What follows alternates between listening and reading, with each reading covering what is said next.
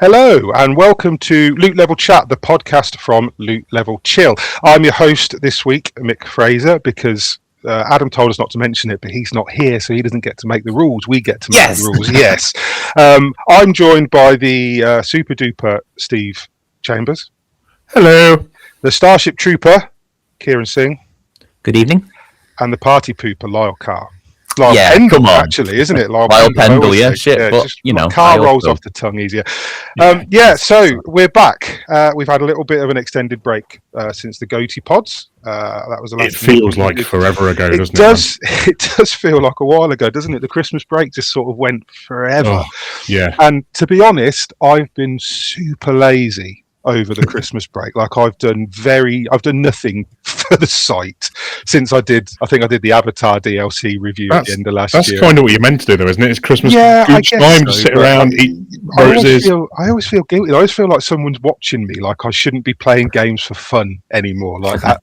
Is that the wife from the kitchen just staring at you at that point? Not currently. But no, but obviously I haven't really been playing a lot, and I know you guys haven't been playing a lot, so we're going to have we're not going to do the usual thing we do on the pod where we talk about the new big game everybody's been playing, because we've all been doing jack shit, but I guess lying around stuff in our faces and stuff. I mean, we're back at work now, but you know, so I've been I wanted to just talk about what you guys have been doing over Christmas. You know, how is everybody? Did you have a good break, Kieran? I did. It was very much needed. Oh, wasn't it just? Yeah. Yes, yeah. It does feel like a long time ago now.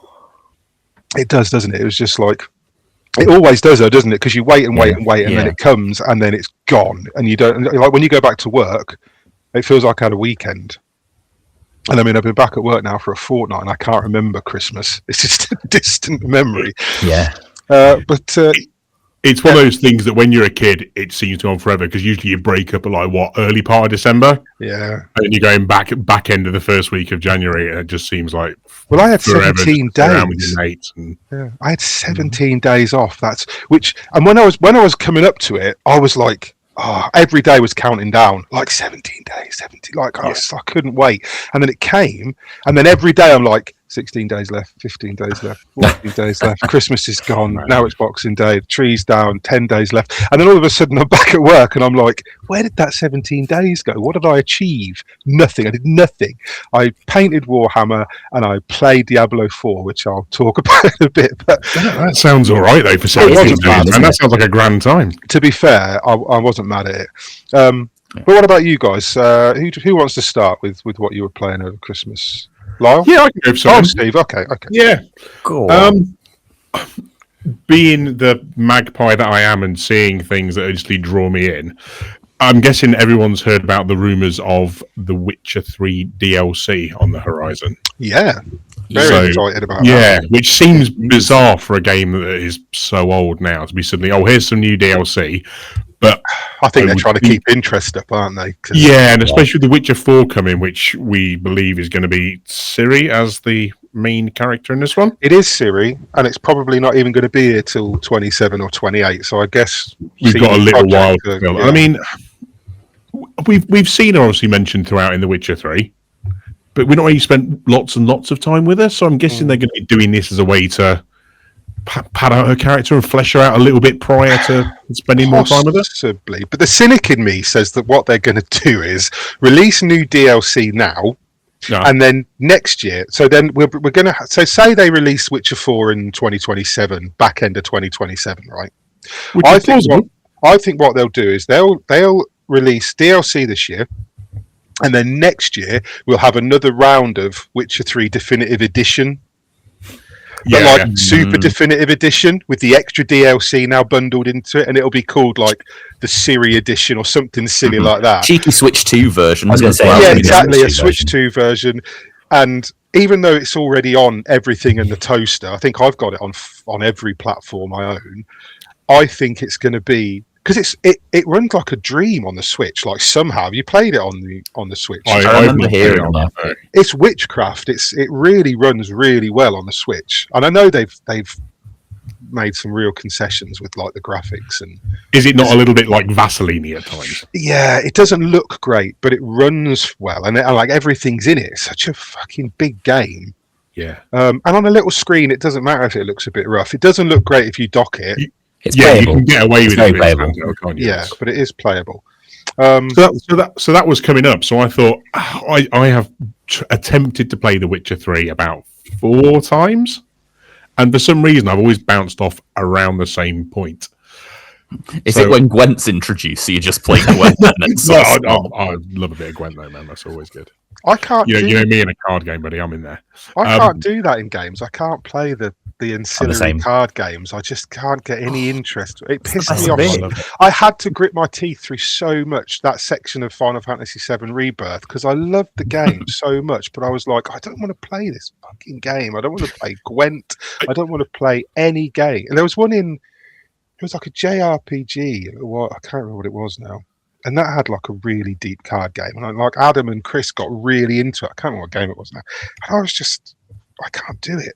Are you forced to play it in Final Fantasy then? Yeah. Well, right. You can say no. Quest, you can say no, and like you have to play 1 or 2 rounds, I think, but you don't have to take part in the championship. But if you choose not to take part in the championship, the game basically indirectly calls you a fucking pussy for not being into it and makes you feel really bad. So you just end up going that's what ahead. You get for disciplining cards. Out on card I don't want to play a card game. I just want to look at Tifa for a bit. That's why I play the game. So with that coming up, and obviously there was talk of the DLC, and I thought, right, this is the time I'm going to finally dig in and get through this game, because I've not heard spoilers as such, but I've heard how good all the DLC is as well, and it's well worth its time even beyond the main game.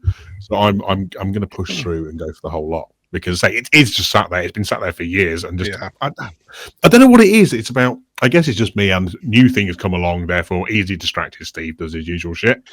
But I've done something unusual, boys. I've tried to pay attention to the narrative for a change. I think you have to. You have to. Yeah. And I think because I wasn't doing that so much the first 4 times around.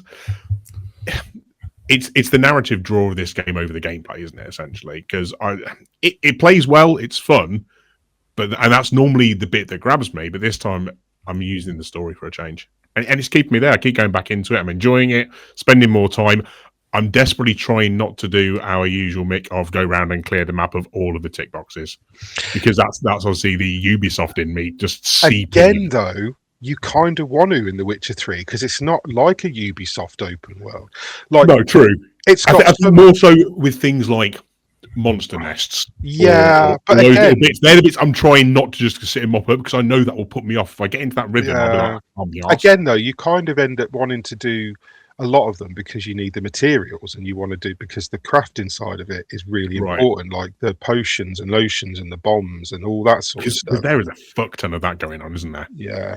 But I tell you, The Witcher 3's got some of the best side quests. I know it's a lot of memes about the side quests in The Witcher 3, but it genuinely has some of the best side content ever. Like I think is it the Bloody Baron? Is it the bit I've just been doing at the moment? Genuinely one of the best stories ever in a game, and it's just a tiny thing that you don't have to do. It's just part of it's just like a side quest, and absolutely. It's almost flawless for me, that game. It's one of my favorites. It's even the odd little ones you run into. I was just dicking around, just riding from A to B, and someone's house was on fire, and it literally did like a 3-4 minute bit of just like, here you go, you can help them or not, and you just get involved in it, and it's a fun little 2 minutes of gameplay you don't need to get involved with. Yeah, but it was worth doing. It was great. So that is for me. I've been doing a fair bit of that as far as Witcher 3 goes. I've also gone back to, and I've been trying to tempt you back into, a bit of Monster Hunter Wilds. Yeah, I reinstalled it, and I want to go back in and play against Gogmagog or whatever the fuck his name is. Gosmagios. Yeah, I do want to do that, but I've been completely obsessed with Diablo 4 for some reason for about 3 or 4 weeks now. Got his claws back into you. Yeah, and so I haven't really played anything but that, and I played Shinobi, which I'll talk about in a bit as well. Finally, yeah. But I reinstalled Monster Hunter Wilds, and I did that thing that I do a lot with Destiny 2 now, where I log in I look at all of it and I just log off. It's a lot to take in. I remember that I've got to go and see this person and that person, and I need to check. And I'll open like the menus, and there'll be all that. Now there's like loads of 9-star quests for everything, and like it was so easy before, but now I'm wondering, is my equipment under leveled? Can I be asked? And it's like, I just, for some reason, I can't get back into, and I know what it'll be. My body's waiting for the G rank expansion now, which is where I am, because this is what I did with World, and it's what I did with Rise. It's just what we do with all of them, isn't it? I'm done, G rank time, and I go back in when G rank comes out, and then and that's. It does seem daunting to walk back into. I think if we'd kept up even a little more over the past few months with the title updates, it would have felt a little easier, but it's not as big as it seems. Once you get back in, essentially there's like new levels of armor you can rank up to with Transcendence. You can now layer pretty much anything in the game now and transmog pretty much anything you want. And there's a few new Arc Temper monsters and new additions in terms of monsters.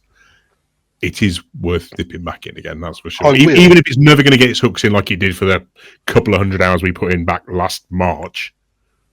It's worth just getting there. It's just a fun time. And it's amazing how quick that muscle memory comes back. At first, it's like, oh shit, how do I do this? How do I go back to the menus? How am I finding this? 10 minutes later, you just do it on autopilot again. Because I'm also mindful that we're running out of time before the releases start, because we are heading towards before you know it. Like some of us, I mean, I'm not yet, but some of you guys are already playing things we can't talk about yet. So it's already starting. And I know I know there's games coming up on the horizon that are going to consume me, like Code Vein 2. Free time is slowly ticking away. Yeah, I've got Code Vein 2 is fairly imminent. Neo 3 is fairly imminent. Monster Hunter Stories 3 also. And I know that I'm going to get into these games and I'm going to be... That's it. Like my free gaming time is gone again. You might just have to wait for G rank. It might not be an option to do anything else. Yeah, and that's which I'm hoping we get some news on this year. Yeah, surely we're going to get some. It's normally about 12 months after, so I'm surprised we've not heard anything yet. At least a trailer or something, isn't it? Yeah, but it makes me wonder if they're doing things differently this time, which is Capcom. You know, they'll tell us when they're ready, but I'm hoping they're not. It's not going to be another year or something of the same old content. Yeah, that would feel a bit much at that point. Anyway, good. So Witcher 3, my two big Christmas ones. Monster Hunter Rise. Kieran, what about you, mate? I've been playing a lot of Arc Raiders, which I was a little bit unsure of at first, but after playing a little bit with Steve and Adam, I've basically played every night since. We've tried to arrange a couple of multiplayer sessions, haven't we? And we've had a couple, but most of the time I'm going in solo at this point. And I was a bit unsure about it. Had a good time. Yeah, it's a really good game. The shooting is so, it's like meaty, isn't it? In fact, it reminds me a little bit of some people don't really like the combat in Monster Hunter. People like myself don't like the combat in Monster Hunter. In my mind, it feels clunky. But when I say that to people like Steve, he'll say it's weighty, it's deliberate. Yeah. It's deliberate, isn't it? That's how I feel about the shooting. Every action, or else you're going to get your ass kicked. Yeah, and that's how I feel about the shooting in Arc Raiders. It feels very deliberate when you're using like the ferro rifle, for example. You know, you have to line up that shot and take it and hit something. Otherwise, you're stuck waiting for that to reload, and you have to hit the right part of the arc in order to do the damage to it. Otherwise, you're going to be in trouble. And I really love that part about it. I mean, we've had some good runs, haven't we, Steve? We've had moments of panicking and running away quite a lot of times. That's for sure. It's one of those games, like you said before, where it lives on that interaction with other players so much, and proxy chat in there makes that game. It's so good. And I played it a bit because I reviewed it, and I played I don't know, only maybe about 10 or 12 hours. I didn't play a lot because it's not the sort of game that I had to play a lot of to review. Yeah. That's about the same as I think at least I put in. You put a bit more in, Kieran. I'm on 25 now. Yeah, and I mean, but when I played it, you see, it was right when it launched, so everybody was still a bit unsure of it. Everybody was still a little bit like you didn't know whether you could trust people. And I came a cropper of playing with groups and then getting murked by other groups that had been playing more new. So I started going in solo, and I found that I preferred to play it. I play solo games anyway, but I preferred to play it solo because the atmosphere was really because it does that thing where the stealth works in it, because it doesn't show a big, there's not a big sign above everybody's head. If there's somebody off in the distance minding their own business, like I often was, quite often people would just leave you alone, which I like. You'll just see like the odd little flicker in the corner as someone just darts past your field of vision. Yeah. And when on the odd times that I did go in with like a couple of randoms, and there were other randoms in there, you could be in the map for quite a while before you even came across anybody. And then you always had that like tense little standoff. Are they going to do anything? Are they not? But I know it's evolved a little bit since. Well, I believe I'm not 100% I'm right here, but I'm sure I've heard that the matchmaking also reacts to how you play the game to a given degree. So if you are a friendly player and don't just go and kick everyone's ass, you get put into servers where people are roughly matched with how you're playing things. Yeah, but trios is definitely trios is more deadly. Like you always end up with gunfights left, right. The only time I ever seem to get killed is when I'm with you and Adam. Like most of the rest of the time, I'm all right. That's because I just abandon you and run away. No, people are a lot more trigger happy. I do kind of wish, if that's how they're doing things, maybe if they could split your matchmaking based on how aggressive you are as a solo versus how aggressive you are in a group, because I think that makes sense. Might make things a little bit better. But yeah, so I mean, I've had loads of fun playing solo. Most of the time, I don't even take any weapons with me now. If I'm doing the missions this is the thing I didn't like about the game at first. There's a lot of quests that just have you sort of running to a part of the map, interacting with something, picking something up, and then running out again. And they're basically all fetch quests, aren't they? They are a bit boring, but you get some good stuff for doing them. So, blueprints, or I got an invisibility cloak yesterday, Steve. Actually, we need to test that out. Getting sneaky. But yeah, I find them they're not the most fun. So what I've started doing is just sort of doing what I call naked runs, where I go in without anything on me, try and grab everything I need for the quest and more, and then get back out again without shooting anyone or being shot at, essentially, which has added a little bit of spice. The downside to that being as well, I guess, that you're filling that inventory up at a ridiculous rate, and that inventory management is still a bit of a hurdle for me to get around. That's one of the things I struggle with in that game. It needs a few little UI tweaks for me. Yeah, just to make like selling crap that you don't need more easy. But yeah, like going through and even just getting rid of something to either recycle it or sell it is like 3 or 4 button presses, whereas it should just be like a long hold over it, maybe, or at least a double tap to confirm, something like that, because you spend a lot of time, because you're constantly fighting to upgrade that inventory, aren't you? You're spending so much to unlock an extra, I don't know, 12 slots at a time. Yeah. And those 12 slots are gone in a heartbeat, aren't they? So you're constantly having to do that, and I think that needs a little bit of refinement at some point. But it's not enough to distract from the game as a whole. I find it strange that, like, extraction shooters as a thing they're kind of 10 a penny at the moment, and there's all these different versions of them. Where there's like a lot of fantasy ones now, and there's one I've been playing like alphas and betas of for a while. This Project Pantheon, which is now called Reapers, Gods and Death Gods and Reapers, something like that. Anyway, it's a bit of a not as catchy as I might have hoped. No, it's not a great title. I don't really know why they've gone with that. But like extraction shooters, I don't really get on with them. I don't like tension when I'm playing games. That's why I don't play horror games and things. So like extraction shooters are always quite tense. I used to play, there was one for a while called The Cycle. That had another name for a bit, and that died a death quite quick. But I always find that I go into these games and I really like with Art Raiders, I really like the atmosphere. I really like the mechanics. I like the game feel. Like it's got a good the game's got a good mouth feel. You know what I mean? Like definitely. But I can't handle the tension of it. Like that confrontation with somebody at the other end of the map.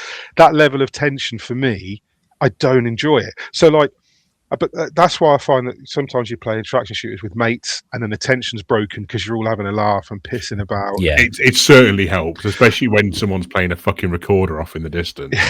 Oh yeah, I forgot about that.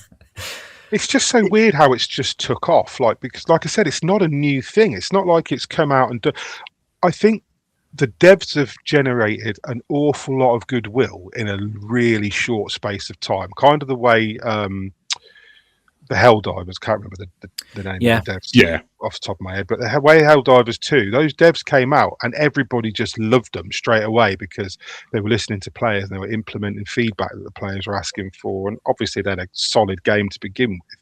It's just weird to me that a game that, like, because oh, there's a new extraction shooter coming out, and it's like they come out and die like within a couple of weeks so often now. Yeah. But then Ark Raiders has just exploded, and it's just the only other one I can think of that has lasted any amount of time is Tarkov, because I guess that was the first one that got a lot of. The thing about Tarkov, though, Tarkov is still fairly big. Tarkov is the hardcore one though, and that's why it's got a fan base, because it's fucking mean. That niche. Yeah. I suppose this is closer to the Division end of the scale, isn't it? The Division Dark Zone end of the extraction. That's more what it's like, and it's like Ubisoft did one, didn't they, a little while ago, which was called, was it Rainbow Six Extraction? Is that what it's called? Yeah. And I really like that because it was weird. Like it didn't that fall on its arse though in a matter of months. Yeah, but I thought that was good because it had some weird, like it had weird shit going on. It was like you had all the alien bullshit, alien stuff. It was kind of bizarre and weird, and it was, but it didn't. It's just a little sprinkle of magic that's obviously it's hard the clips. To it needs to be clippable. You know, Ark Raiders is so clip. You know, the amount of clips I sent you and Adam of me not being a prick, but well, let's be honest, being a prick. Me finding myself in situations where I've had to kill other players. Oh, you know, like I've got to the extra. I had to, Gov. Oh, I felt so bad the first time I did it. But there was that one where, you know, I got to the extraction point and there was a dead body on the floor outside of it. And I looked down, and then as I look up, I realized there's someone else nearby who starts shooting at me.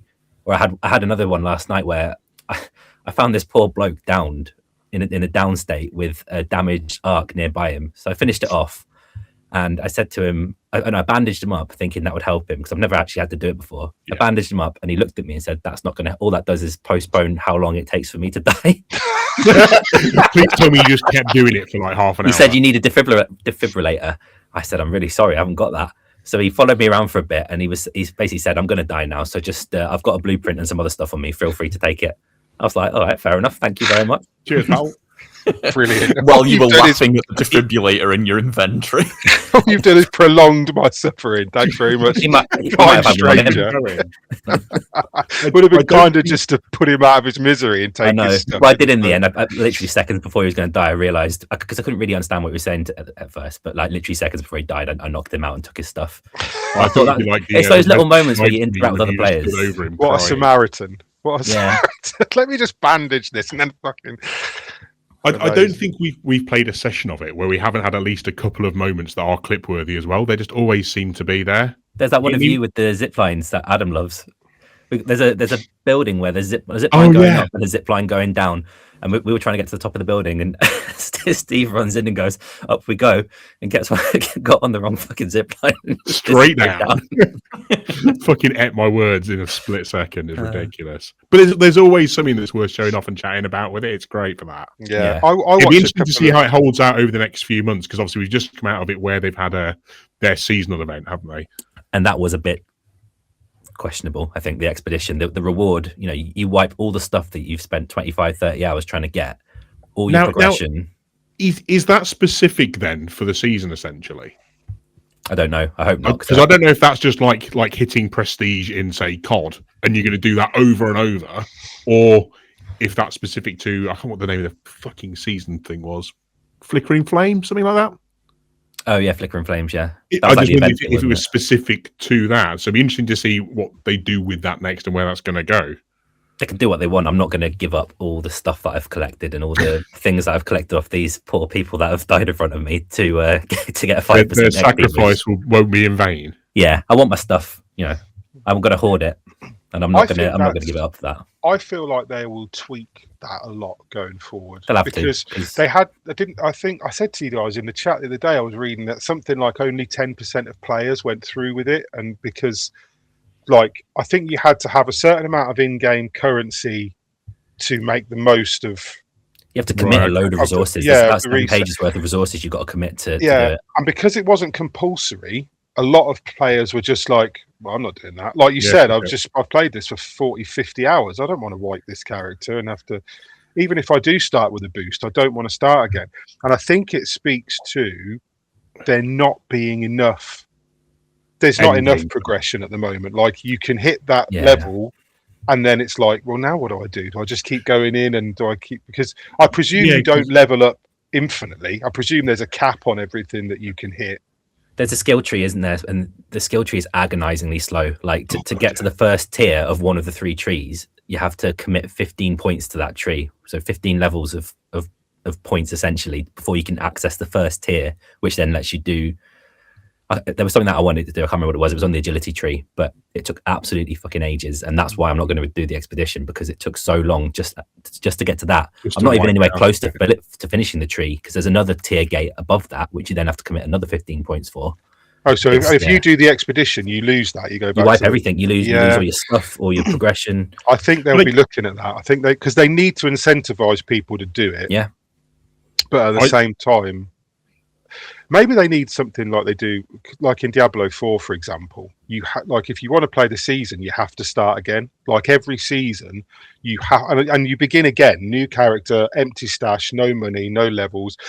Obviously, you don't have to do the campaign anymore. Like you can skip both the campaigns, and you can just go into the grind. That's what Diablo 4 is. Yeah. But your characters from previous seasons slide into the Eternal server. So you can play without the seasonal benefits and carry on with those characters if you want, but you don't get the seasonal perks that you get in the seasonal server. So you don't lose the character. You'll have to farm new gear because the seasonal perks on the gear becomes legacy and it's no good. But the character, the time you've spent on the character, the levels you've achieved, that remains, and all your characters in Eternal rise to the same paragon level as the highest character in there. So if you've maxed out a character in a season, when they slide into Eternal, everybody goes to the same in the Eternal realm. I guess the difference is because like you're not binning that character like you would be in Arc. Yeah. You don't feel like you've lost it. Oh, you never play it. No one goes back to Eternal really. No, but it's there, and that's a whole different. But you haven't lost it. Like the work you've done is still there. So like you don't lose the obviously the builds change because a lot of the builds are dependent on the seasonal gear and the seasonal perk, but the character remains, and you can carry on if you want to. You don't lose anything, and all your ex-seasonal characters just drop into the Eternal realm. Forever, as long as you've got character slots. It's like having your own little trophy cabinet of characters, essentially. Kind of. Yeah. I wonder if with the Arc thing, I guess because once you've farmed all the blueprints, which there will be a fair few people out there who spend every waking fucking moment doing this. So they've gone through all the blueprints, they've gone through the skill tree. Are they the sub 10% of the guys who are doing it? Just they've got something to keep going back in to do. I guess if you love it that much, you'd just be doing it for the love of the game anyway, wouldn't you? I don't know. Maybe. I mean, so that's.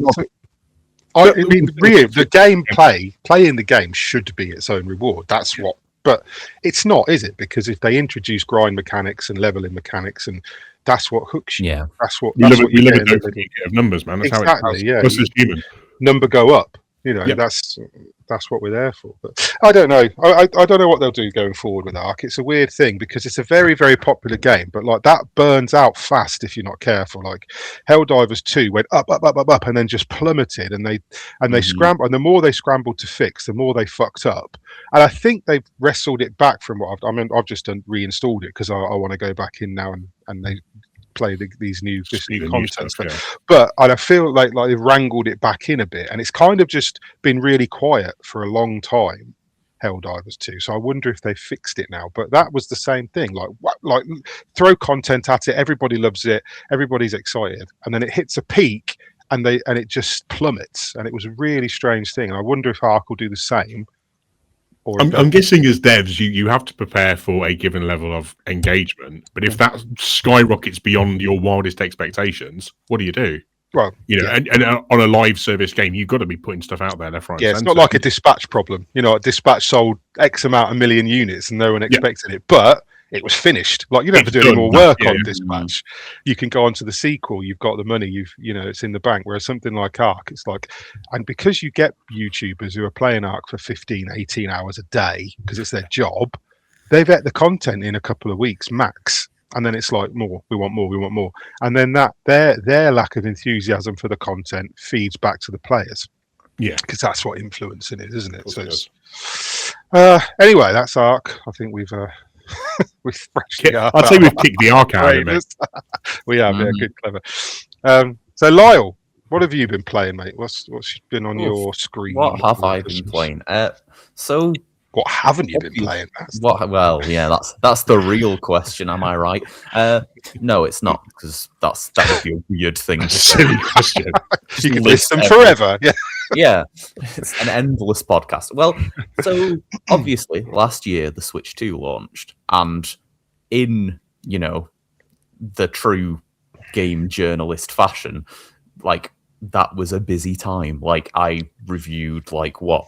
I think at launch, I had like 5 reviews on the go for it, and all these, carried on throughout the year. It was not like any of last year was quiet.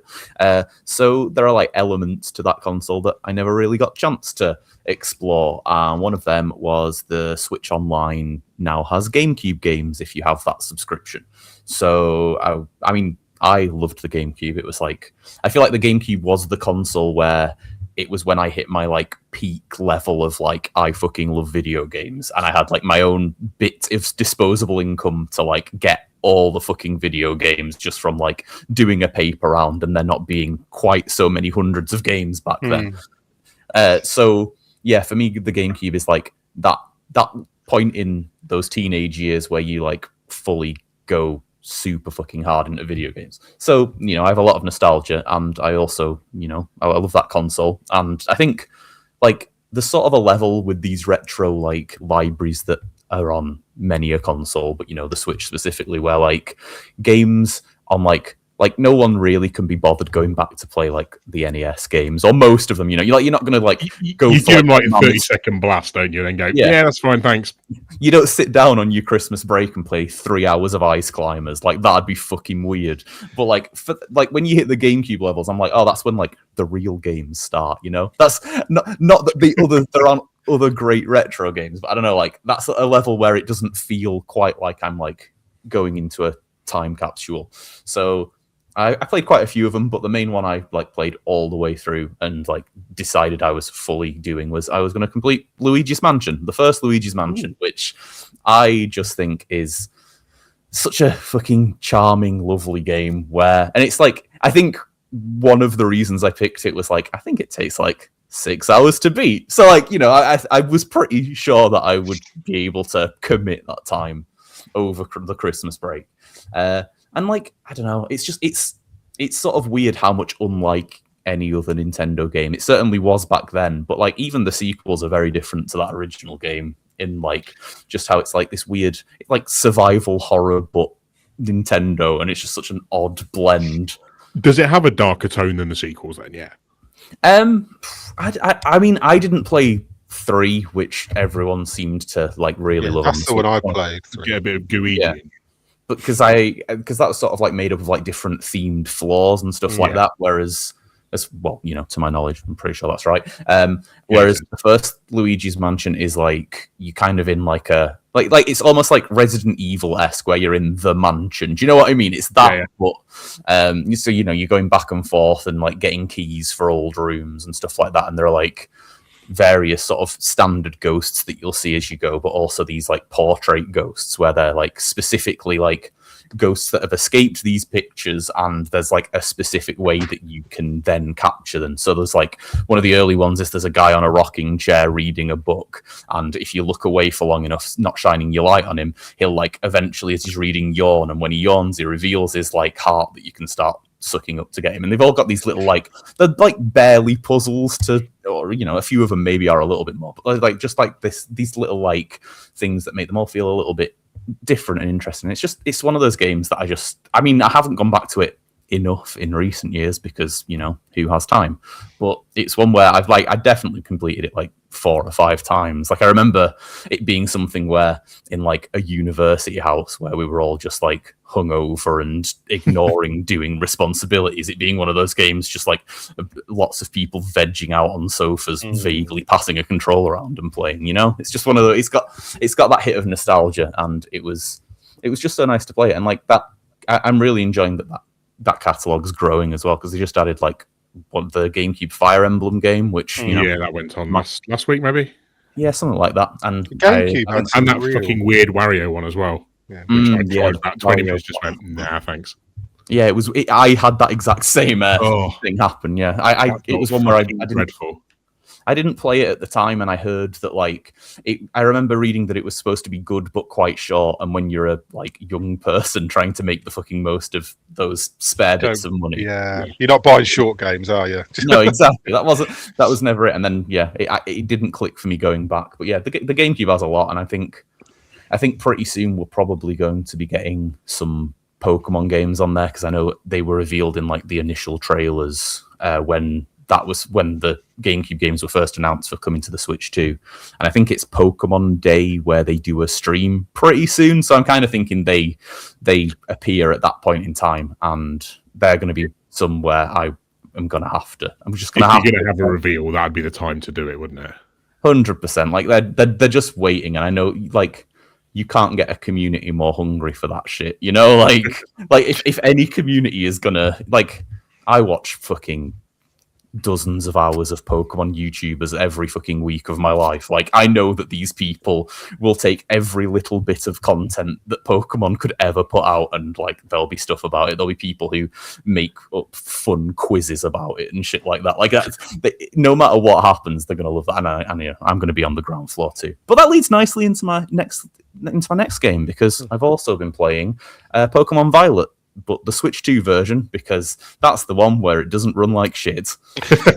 Is this new? Because I don't know Pokemon. Pokemon Violet is the game that came out not last year, but the year, maybe 2 years before actually. So it was like 20. So you're not playing the last one? Was it Pokemon Legends? Was the last one? Legends said no. Yeah, I pretty much rinsed that with the review and then the DLC review, which released a month later, stupidly and weirdly.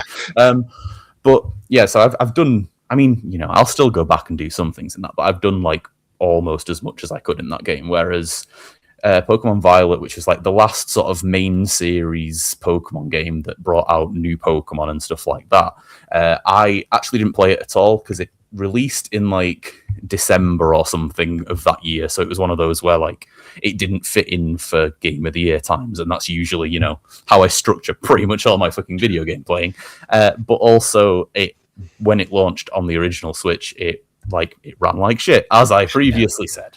So like it didn't really have a whole lot of buzz, and it was just one of those games where I was like, well, if it's not supposed to be good, I mean, but like I won't jump into it, but it's also the one Pokemon game I had never played up to now. Like, I played every other Pokemon game that exists. And did you not play it because it ran like shit? Was that what put you off it? Yeah, I heard it ran like shit. It's also, you know, it's one of the first Pokemon games that released while I was, you know, busy reviewing stuff. So it's sort of like that combination was just like, well, I just won't bother, and, you know, we'll see what happens. Maybe it'll come around in the future. And then when I heard about the Switch 2 making it run incredibly well without any like upgrades or anything like that, it's just one of those games that got the like, it just got like that base level. There was a few, wasn't there? It was like Mario Odyssey 1 and a few others where it was just like, this game now runs better. Like, yeah, give it a go. So I bought it like a couple of months into owning a Switch 2, just like physically, which is a real fucking novelty nowadays. And I bought it. I played about 20 minutes, and then I reviewed 50 other games and, you know, ignored it completely. So it was very much my designated Christmas break game. And I mean, I really love it, and it definitely is like, it's a really good Pokemon game at this point. But playing it after Pokemon Legends Z2A, and playing that early game especially, and that early game involving, you know, kind of slow turn-based combat against complete fucking idiot like baby Pokemon trainers, because it's supposed to be a game for, you know, I didn't realize they'd put me in the game. That's nice. Yeah, sorry. I mean, they should have told you, really, shouldn't they? Yeah. Where's that royalty check? They've got the money. Yeah, so like it really shows how much that change of the combat system to like being, you know, active, real time moves on cooldowns and stuff like that really helped like the early sort of basic combat in that game, because going back to it being turn-based and everyone being like really weak compared to you almost no matter what you do, like it's not a combination I particularly love. Like it's not put me off the game entirely, and I know I kind of want to put a lot of effort into it, because I think this is the year I want to do competitive Pokemon, which is a stupid and terrible idea that's going to ruin my life probably, but I want to, like, this year Pokemon Champions is coming out, which is their whole, like, their game that is basically just, this is competitive Pokemon, go at it. And I watch a lot of competitive Pokemon. I'm like, I want to try this, and I'm going to be bad at it, and I'm not going to do well at it, but, like, I need to have as many Pokemon games as possible to, like, gather my Pokemon to have a team. So I sort of have to play all of them at this point. And yeah, Violet is very cool. It's kind of wild how open it is, but then all of them feel quite open at this point as well. So, like, it's just like, I don't know. I grew up with Pokemon, so I was used to, like, this very structured. You go in this order and fight all the gym leaders and stuff. Yeah. And yeah, modern Pokemon seems to be much more freeform in a lot of ways, and it's very cool. It feels like it was definitely a very ambitious Pokemon game that a lot of people would have praised pretty fucking heavily if not for the performance issues. So without them, it's, like, really good. Like, it runs so smoothly as well on the Switch too. Like, there's no performance issues whatsoever. And to say that was, like, the main negative with the game, like, you can't say much fairer than that, can you? I always find it weird talking about Pokemon, or listening to people talk about Pokemon, because I don't play it. And I don't know why. I've just never been interested in Pokemon. I don't really dig the aesthetic. I'm not into that kind of, that, like, the look of it and stuff. It's just never appealed to me, which is weird because Pal World really did, and I played a lot of Pal World when it launched. But, like, I always find it weird when you listen, because usually I find that when you listen to Pokemon fans, they always sound kind of like they're. I'm not including you in this. This is what's given me the what's made me think this. But I always find that a new Pokemon comes out, and the biggest vocal detractors are the fans, right? The fans have always got something they're not happy about. And a lot of one of the things I hear a lot from people is that it doesn't, ironically, evolve much as a game, like as a system like Pokemon, because you just do. But then when you talk to, like you were just saying, and you were detailing, like, the big changes between, like, Violet and the game that released last year, and it has, and, like, it does sound like there is. And then I wonder, what do Pokemon fans actually want then? Because, like you're saying how much it's changed, which they grumble when it changes and they grumble when it stays the same. And like, I know that there were a lot of complaints about, was it Arceus, or was it that was a Legends. It was the other, what was the last one that wasn't a Legends that came out? Maybe, or unless it was Scarlet and Violet, which I'm playing maybe now. There was one that everybody was complaining about because it kind of looked like shit, and they were saying, Pokemon company's got enough money to make this look better. They do that most times, yeah. And I wonder why they don't. I assume they don't put more into it because they don't have to, because these things sell like fucking... Yeah. Operate on bare minimum, don't you? If you know it's going to sell regardless, just do what you got to do and get it out there. It's still going to roll in the cash. I wonder if they really put the money into it, what difference it would make, though. Because you don't play it because you want them to look... You don't want the Pokemon to look realistic, do you? You don't need necessarily the world to look super realistic, I assume, because it's a cartoon game. They're cute, cuddly animals that evolve into, like, fighting machines. But it's not. It never gets like, because like when you've seen those shorts on YouTube where somebody's turned Pokemon into real life looking things and they're fucking terrifying. Pokemon fans aren't playing it for that, obviously. But, like, it makes you wonder what people really want from the franchise. Like, I think there is way too many answers to that, and I think no matter it would always upset 90% of the people, because, like, I don't know, for me, like, I think it did probably look better when it was, pixel art, old style Pokemon, and I think part of the issue with that is that pretty much every 3D entry that has ever existed has been a sort of underpowered 3D entry where it hasn't really had that level of, like, it's like you say, it's definitely never been the focus, and they've never really, like, tried that hard to make it the focus, or tried to make this be suddenly the one that is the big visual appeal one. But it's kind of weird when you think about, like, every other Nintendo game, and you go, like, well, Donkey Kong Bonanza probably didn't need to look really fucking beautiful, but it did. Like, they did put the effort in. I don't know. It's what nobody then goes, well, I didn't need it to look that good. They go, wow, this looks really good. And then when it doesn't, they do That'd the be other such thing. a And they weird go, well, take. Oh, you didn't have to make it look that good, mate. yeah, because nobody Mhm. does that. That's my point. But when it doesn't look good, everybody says, "Well, it doesn't. I don't need graphics in the game. Like that's not what I play it for." Weird, isn't it? But you don't want to take it away when it's not there. When it is there, if you know what I mean. So, like, make up your mind. I think with Pokemon as well, they have such a broad and varied fan base that like the idea of appealing to everyone is kind of ridiculous because they like I was talking earlier about competitive Pokemon, and that side of the game is something that like 1% of the game will people who play the game will even remotely think about. But like they have this battle system that over like decades has been carefully tweaked and sort of balanced enough in these ways that like the tournament level plays of Pokemon are like the people who do well at Pokemon in these real life tournaments are like fucking geniuses that I can't even begin to fathom how their brains function.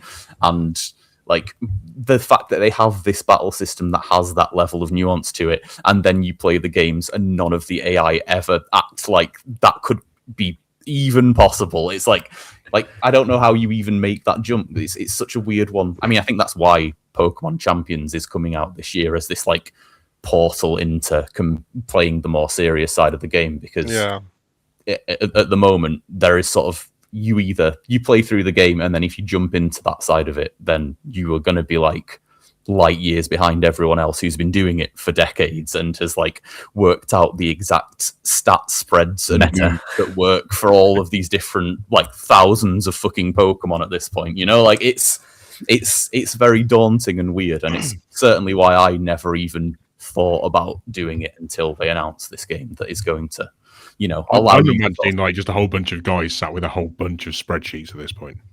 Oh yeah, like there's there's someone called Wolf Glick who's pretty well known as being the like best Pokemon player in the world. Like he's the only person who's won the amount of championships he has and all these different things. And his YouTube channel is fascinating for that side of things. But like he will sometimes go into matches having spent like 10 hours preparing for one specific matchup against one team and know like the exact flowchart of everything he will do at every point in the game, no matter what, in his head as he plays. And it's like chess, isn't it? It's like a chess grandmaster. How do you compete that? You know what I mean, though? If you're not on that level that he's on, you've either got to be extraordinarily lucky, which can happen, or you're not gonna. You'd just be proud to get a battering off him, wouldn't you? At that point, you need a good day when he has a real bad day, and you might have some. You might have some chance. You just get critical hits every time, and somehow it works out. I mean, that's because a lot of Pokemon is luck based. Like there's like moves that don't have perfect accuracy, and moves that like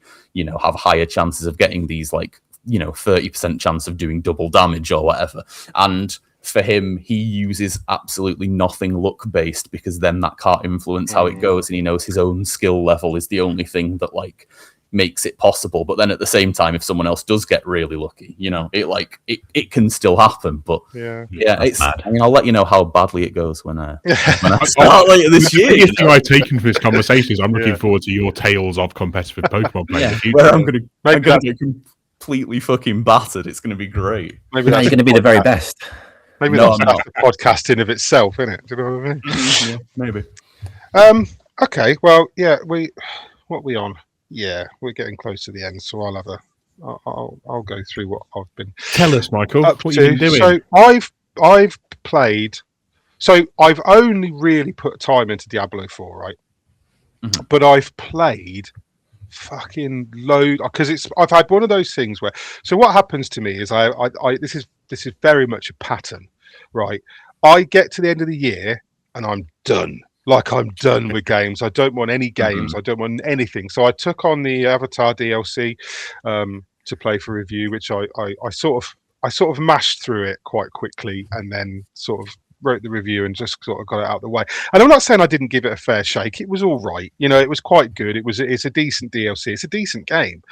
But I wasn't feeling it. Like I was sort of kind of towards the end there. I wanted to just chill out. And then obviously Diablo 4, we had the Game Awards, And there was that big thing that they put in the desert. Jeff Keighley put it in, that he didn't put it there, but Jeff Keighley put that thing in the desert, right? And everybody was like, "What?" And we all knew what it was. It was going to be Diablo. Like a lot of people guessed that it was related to Diablo because it was skulls and it looked like a gate to hell, and it was like quite elaborate. And then it was, and we knew they were going to announce a Diablo DLC for this year because they'd already said that one more was coming. We don't know if it's the final one. I don't know what Blizzard are going to do, whether they're going to move on to Diablo 5 in 2036 or whenever they finally get around to releasing that. But or if they're going to keep adding to this. I kind of hope they keep adding to this because it's almost live service the way they do it now anyway. But they released this trailer. They said, right, the next DLC is coming. It's going to feature 2 classes. One of them's a mystery, which we still don't know, and the other one's the Paladin, which everybody who plays Diablo has been fucking clamoring for the Paladin class or a Crusader class like they had in Diablo 3. It's all we've asked for because it was one of the best classes in Diablo 2. Crusader kicked ass in Diablo 3. Like everybody wanted this. So they said, right, it's coming. And then they said, if you pre-order the DLC, you can play the Paladin now. Like no gimmicks, no like it's there. You can if you download it, if you pre-purchase the DLC, you get access to the Paladin now. So that's fucking cool, by the way. Like that's a really good incentive of like you're already going to get another new class when the whole thing comes along. But it's very clever. Like for the ignorant like myself, Mick, what just talk me through the Paladin then, because I don't have any real idea of what the crack is with Paladins. So basically it's a tank. Like Diablo 4 currently. The druid's kind of tanky if you build it that way. The barbarian can be tanky, but everything is kind of damage focused in Diablo 4. Like it's very much it hasn't really got a sword and shield class except the necromancer, who's not a tank. Like you rely on raising skeletons and stuff when you play necromancer. So there's not like a big sword and shield class. And in Diablo, historically, Diablo 2, and then it wasn't the Paladin in Diablo 3, it was a Crusader, but it was the same thing.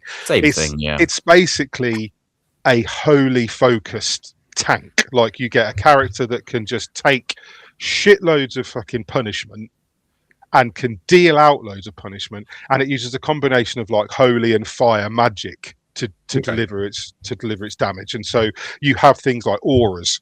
So when you play with other people, the aura affects other people, so you can buff the party, you can heal the party.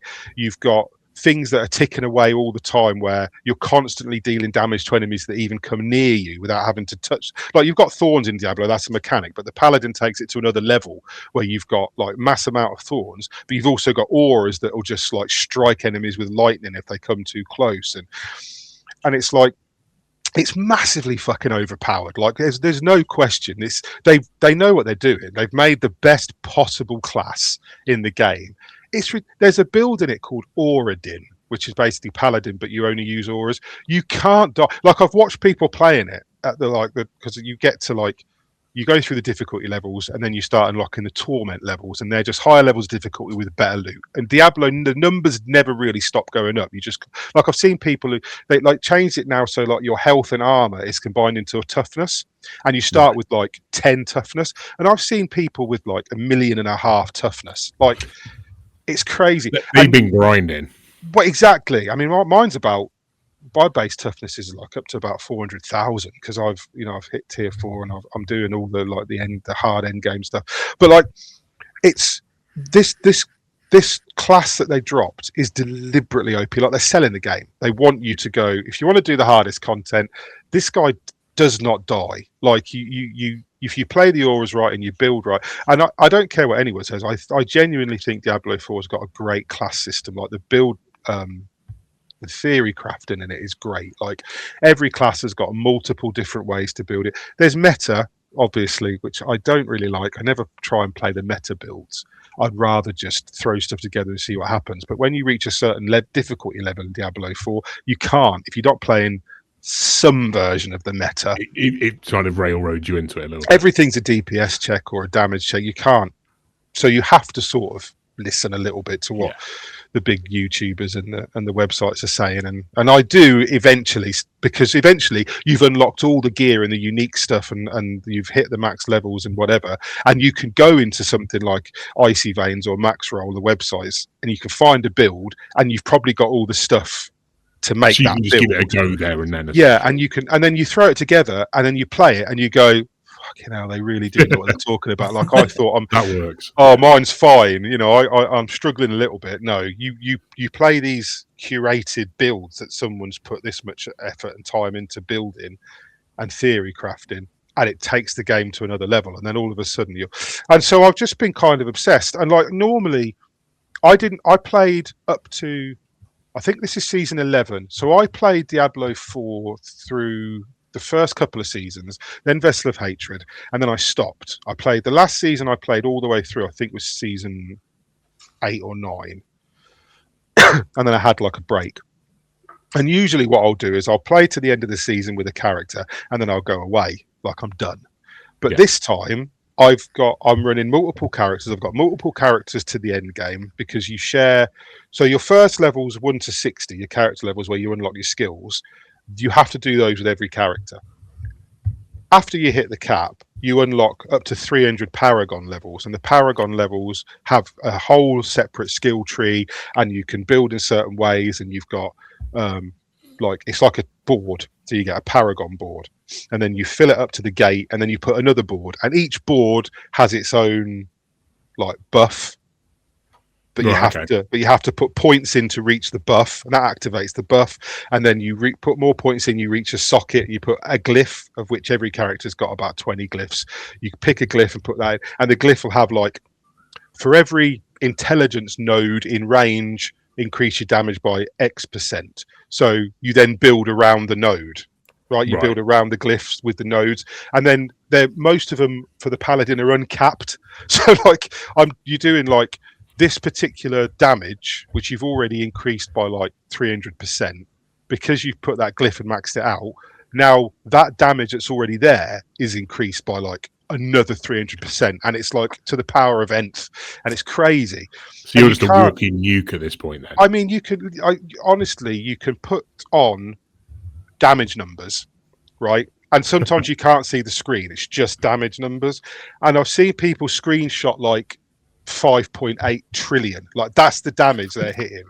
That's what the multipliers do. I mean, I'm hitting like millions. I've not seen a B for a billion yet. I haven't, but I've seen people do that. They're hitting billion and trillion, and it's like, it's just mental. And it doesn't mean anything, because any enemy that you have to hit with like 8 trillion damage to like leech a tiny bit of health off of it, it's just a silly metric. You might as well just be doing 1 point of damage off of a bar that has 12 points of damage on it. But you play Diablo. Numbers. We play Diablo for big numbers. That's what we're doing. So that's what Diablo's taken up most of my time. Like it's been really fun. It was really good because it's a great brain off game, and it's a great game to cleanse the palate, because it doesn't demand anything. Like, really doesn't demand anything until you hit the top level, by which time you've got enough gear to just, if you want, just go on a website, find a build you like. And because it's got loadouts now, so I can build one, save a loadout, and that saves your Paragon board, your skill levels, all your equipment, everything.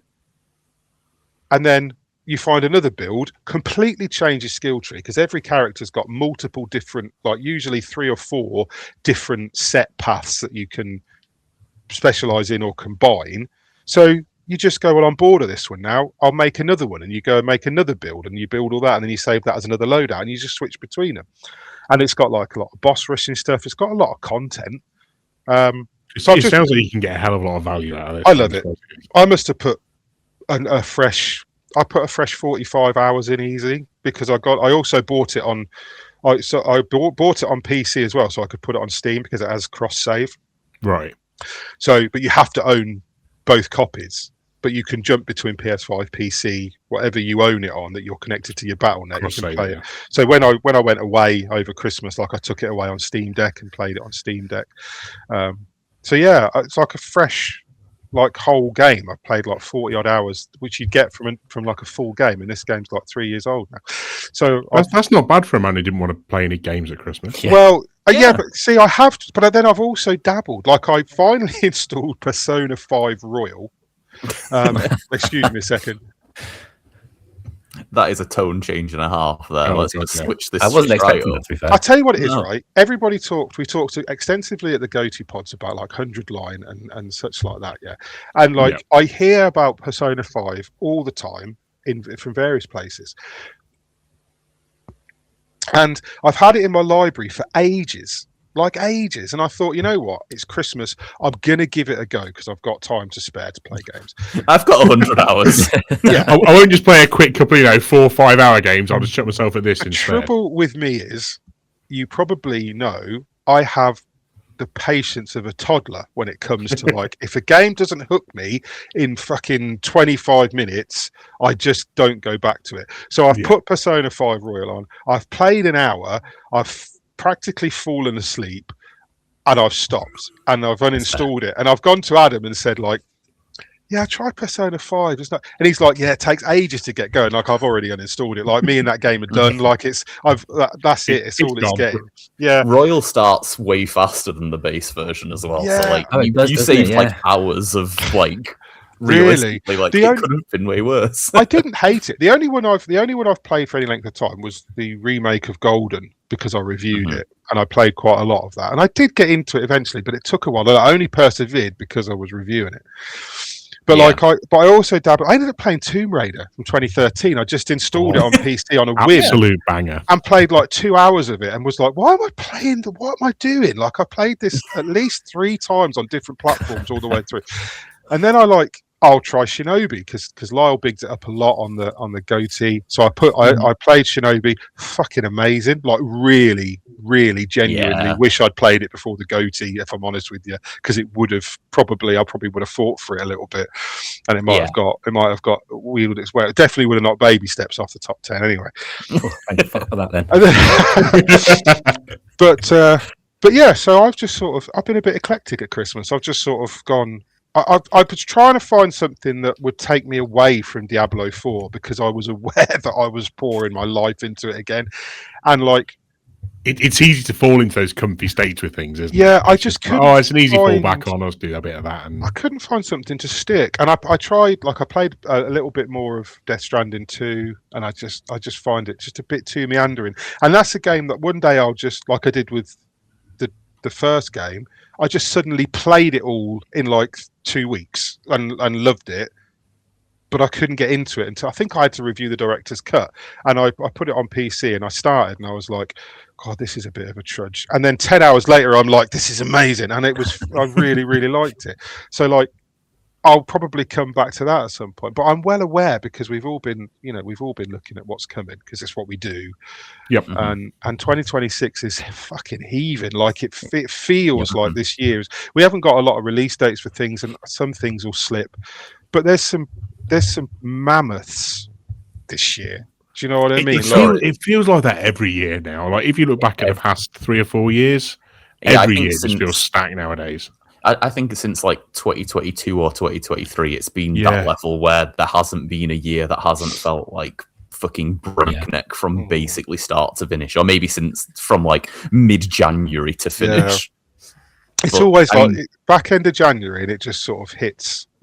And if you're lucky, you're saying that it's gonna like kick off soon, and I'm here like it's not. It's started already. I think you're already like 8 games deep or something, aren't you? Like, I think I got 6 or 7 review codes today. So like it's over for me. Like that's it. See, I've got nothing. I've just received one today, which I'm looking forward to. I don't think I can say what it is, but I played the first one of it, so I'm looking forward to it. It's a smaller game, but I haven't got anything big on the horizon for. I've got a couple of weeks yet, and then but my big games that I know I'm down for review. If we're lucky enough to get the code, let's not assume that we are, but they're quite large, and they come in like quite quick succession. So I'm going to be like nose to the grindstone again for probably through to the end, at least the end of March, I think. End of December, that's right. I think, but I think we're probably going to talk about that in a bonus pod for the Patreons, I believe. If I'm Sounds like an idea, correct. doesn't it? So yeah, that's where we'll wrap this one up, I think. If you are a Patreon, you'll be able to go, and it should go up, I assume, the same time as this video for you guys, or maybe a little bit earlier. But you'll be able to watch that. You'll be able to see, and we'll talk about the games that we're looking forward to this year in the bonus Patreon pod. If you're not a Patreon, what are you doing? It's 2026. Do us a favour. If you listen to this at all, you don't have to give a lot to be in the Patreon. We're a good bunch. You get into the Discord, you get bonus stuff. Our YouTube content slowed down towards the end of last year. We all had a lot of stuff going on, but it's 2026. It's a fresh start. There's a lot coming out. We've got plans. We've got things that we're going to do. We're going to up the video content. We're going to do more of these, back to regular pods, back to regular bonus pods, and we've got different hosts now. So if the reason you haven't gone to Patreon is because you were sick and tired of Adam Cook, he's not there now all the time. He's gone now. There's going to be a few There's times no where, excuse, is there? I'll host. We'll let Lyle host a couple. We'll let Kieran host. Yeah, that'll go really. We'll get people in from the streets and just it's the world's our oyster now, and 2026 is the past is history, the future's a mystery. We're here, we're back. Happy New Year, everybody. But yeah, so from me, Lyle Pendle, Kieran Singh, and Steve Chambers, we're off. That's a pod, lads. Yeah, and, cheers. Nice we'll to be see back. you hopefully next week, or as Adam likes to say, whenever you choose to listen. Bye. Ta-ra.